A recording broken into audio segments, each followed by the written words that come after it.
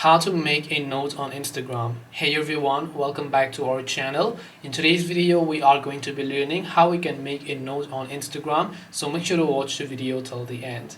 Now, making a note or maybe uploading notes on Instagram is also fairly simple. Make sure that your Instagram app is updated first of all, and then once you've done that, you can go ahead and launch the Instagram application here. Adding a note must be done from your DMs page, so tap the DMs icon from the top right hand side of the screen. Here you can see a list of notes that other people have added, and if you would like to add your own notes, you want to make sure to just tap the note option that you will be able to find here, and then just go ahead and then add a note depending on what you want, and then just tap the share option whether you'd like to share them to your close friends or maybe to all of the people that follow you back. This way you'll be able to make a note on Instagram. Hope this video is very helpful. If you have got any questions, then feel free to also leave them down below. Thank you for watching till the end of this tutorial, and see you soon in the next video.